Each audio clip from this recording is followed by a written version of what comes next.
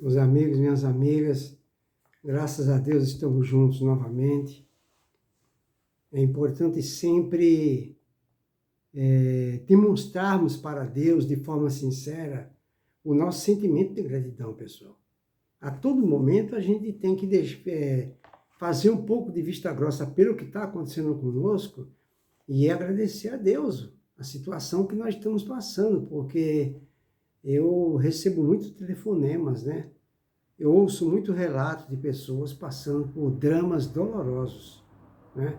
E nós, graças a Deus, ainda estamos, né? Aí, estamos vivendo. Então, o mais importante é agradecer a Deus tudo que a gente está passando. Deus não desampara nenhum dos seus filhos. Não acontece nada, não cai uma folha de árvore sem que Deus não saiba.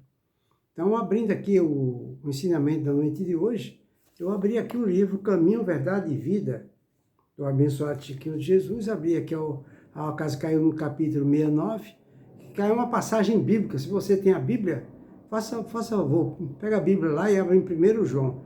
1 João, capítulo 4, versículo 1. Essa passagem bíblica de João, capítulo 4, do versículo 1, ele nos diz assim: Amados, não creiais a todo espírito, mas provai se os espíritos são de Deus. Tá vendo, pessoal? Isso quer dizer o quê? Que nós temos que aprender. Nós temos que aprender a não acreditar em ninguém. Simultaneamente a essa medida, a esse trabalho, nós também temos que não duvidar de ninguém. Ora, se nós não podemos crer em ninguém nem duvidar, restou alguma terceira opção? Sim, restou. Nós temos que tudo que nos falam, nós temos que averiguar, verificar, constatar, pesquisar. Não importa o tempo que demore.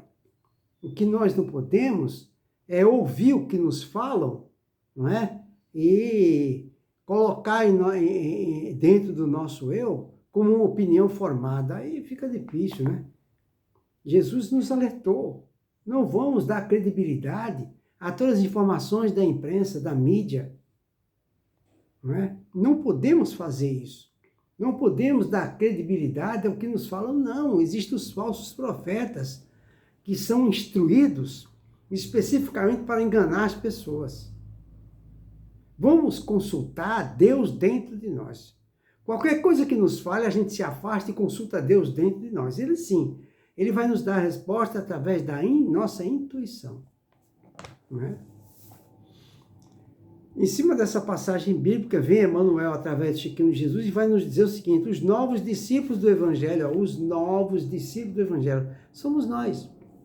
Em seus agrupamentos de intercâmbio com o mundo espiritual, no agrupamento de intercâmbio com o mundo espiritual, ou seja, nas igrejas, nos centros, nesses intercâmbios, quase sempre manifestam ansiedade em estabelecer claras e perfeitas comunicações com o além. Então, a pessoa, às vezes, vai falar com o pastor e quer que o pastor, inspirado por Deus, lhe fale algo. E se esse pastor estiver sendo influenciado por falsos profetas, como é que fica? Às vezes tem pessoas que vai falar com o dirigente de centro ou um padre, e se eles estiverem influenciados? Aí é que está, pessoal. Aí é que está. Por isso que nós temos, a melhor forma de nos precavermos é consultar Jesus dentro de nós. Muito bem. Se muitas vezes aparecem fracassos, eu vou até interromper aqui para falar algo. Ainda há pouco eu estava conversando com um grande amigo meu, faz uns 20 minutos. Até tomamos café junto. Ele me ligou e relatou que a irmã dele estava precisando muito de ajuda, ele está desesperado por causa da irmã dele, que mora no Rio Grande do Sul, é casada, tem filho e mora no Rio Grande do Sul. Essa irmã dele está passando por um grave problema.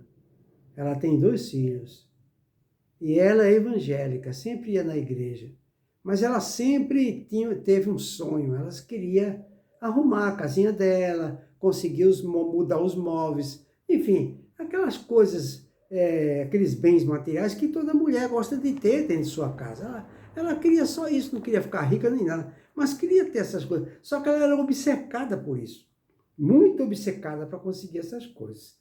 Ela trabalhava dentro de casa de manicure. Ela, nessa ocasião em que ela vivia, não é, com o pensamento focado em adquirir essas coisas, e como manicure, ela não conseguia o suficiente para realizar esse seu anseio.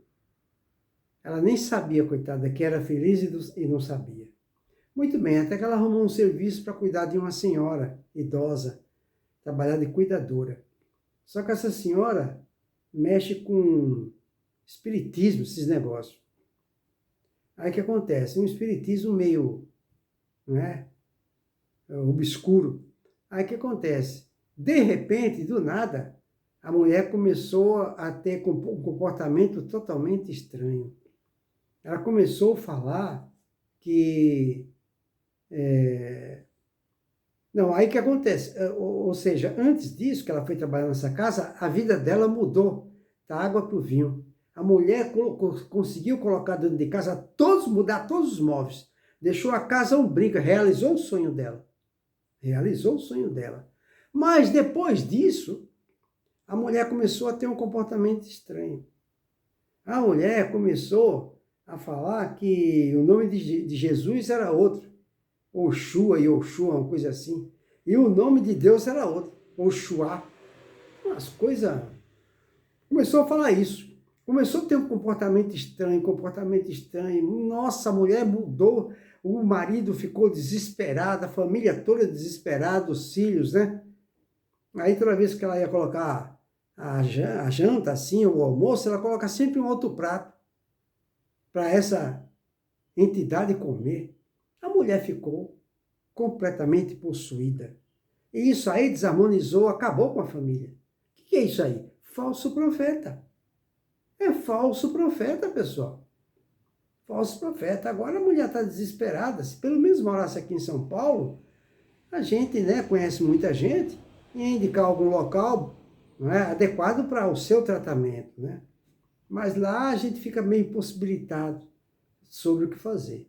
Foi até bom a gente falar sobre isso, porque eu peço a todos vocês, não é, que agora na oração das 18 horas vocês peçam a Deus, com toda a fé do nosso coração, para que essa mulher que tem filho, né, ela saia dessa situação. Ela se liberte, não é, desses falsos profetas, que Jesus já havia mencionado, para a gente se precaver quanto a isso. Muito bem. Aí ele fala aqui, se muitas vezes aparecem fracassos nesse particular, se as experimentações são falhas de êxito, é que na maioria dos casos, o indagador obedece muito mais ao egoísmo próprio que ao imperativo edificante. Tá vendo? Então o indagador, a pessoa vai perguntar alguma coisa para o espírito. Não é? Olha o que ele fala aqui. É que na maioria dos casos, o indagador, a pessoa que pergunta as coisas para os espíritos, invoca e pergunta, obedece muito mais o egoísmo próprio que ao imperativo edificante. O que quer dizer isso? As pessoas, quando vai consultar um padre, um pastor, na maior parte das vezes, ou qualquer outra religião, a pessoa sempre pede algo para si, ou para alguém de sua família, algo material. Ninguém pede, ninguém vai a um desses religiosos pedir para se tornar uma pessoa melhor, menos egoísta.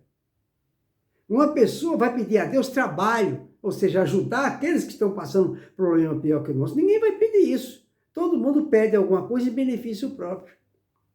Quando a pessoa vai pedir alguma coisa em benefício próprio, se deixando levar pelo egoísmo, que está oculto dentro de nós, a partir desse instante a pessoa já apresentou uma vulnerabilidade. E é aí que os espíritos eloquentes, influenciadores, penetram dentro da gente e faz uma lavagem cerebral sem que nós saibamos. Quando a gente menos se apercebe, já está totalmente dominado. Foi o que aconteceu com essa mulher que eu acabei de falar. O propósito, aí Emmanuel continua, o propósito de exclusividade, nesse sentido, abre larga porta ao engano.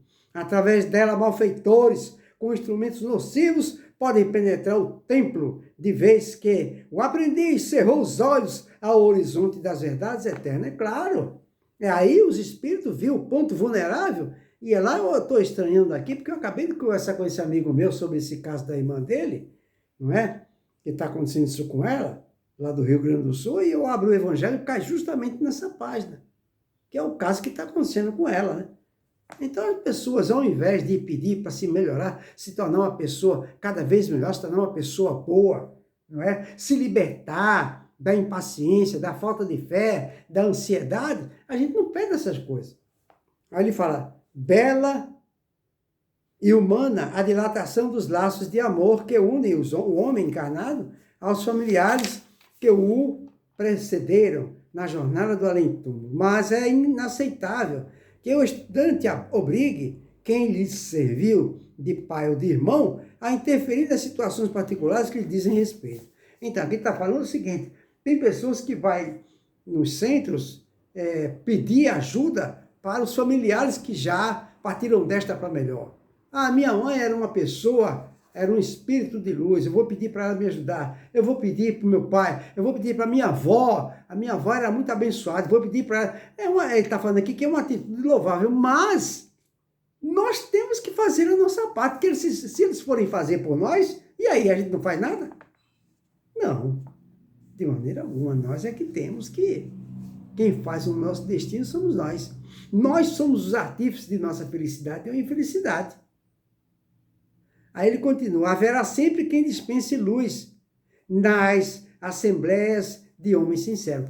Claro, nas assembleias, nas reuniões religiosas, na reunião religiosa dentro de casa, através do evangelho no lar, haverá sempre quem dispense luz nesses locais, ou seja, sempre haverá os mensageiros de Deus para que nessas reuniões transmita luz para as pessoas. Por isso que Jesus falou, onde tiver 2 ou mais pessoas, lá Jesus estará. Claro, Jesus vai estar. Ele fala, o programa de semelhante assistência, contudo, não pode ser substancialmente organizado pelas criaturas, muita vez inscientes das necessidades próprias. Então a gente quer receber, eles dão, mas a gente... nós temos nossas necessidades próprias, que só nós podemos resolver. Não adianta, mesmo que Deus desça na terra, Ele não pode nos dar felicidade. Também não pode nos dar paz. Tudo isso são conquistas individuais que ocorrerá através de nossos esforços, da nossa persistência, perseverança, insistência em se tornar melhor, em fazer jus a receber. Nós temos que fazer jus a receber. Não é pedir sem nada fazer. Né? Não adianta ter fé, porque o fé sem obra não tem validade. Está vendo como são as coisas? Jesus foi bem claro, a cada um segundo suas obras. Ele só pode nos dar algo se nós tivermos virtudes, obras. Então, que ocorrerá através de nossos esforços inauditos. Aí ele continua, em virtude disso, recomendou o apóstolo João, que é um discípulo atente, não para quem fale. Não vamos ficar atentos para os que falam, mas para a essência das palavras daqueles que nos falam, a fim de certificar-se se o visitante vem de Deus. Então, pode ser o pastor, pode ser o dirigente de centro, pode ser o pai de santo, pode ser do Seixo Noé, enfim, pode ser quem for. Se vier nos dar um recado, nós temos inteligência suficiente para fazer uma análise, passar pelo crivo da razão, como Kardec fez, e analisar se aquela orientação, aquela sugestão, ela está compatível com as diretrizes e os fundamentos do nosso Senhor Jesus Cristo. Se vem de Deus. Porque se não vem de Deus, nós recusamos. Nós não queremos. Nós podemos até fazer o que estão nos propondo, ou obrigando a fazer. Mas vamos fazer obrigado, forçado, não pela nossa livre e espontânea vontade. Eu falo isso por mim, que tem muitas coisas que eu faço forçado. Não pelo meu querer, pela minha vontade, pelo meu escolher. Mas por pura influenciação. Obrigado. Porque se depender do meu querer, a única coisa que eu quero que seja feita em mim é a vontade de Deus e não a minha. Eu nem vontade não tenho, nem querer não tenho. É assim que tem que ser. Então fica para a nossa reflexão esse ensinamento do nosso Senhor Jesus. Uma boa noite para todos, que o Senhor nos abençoe.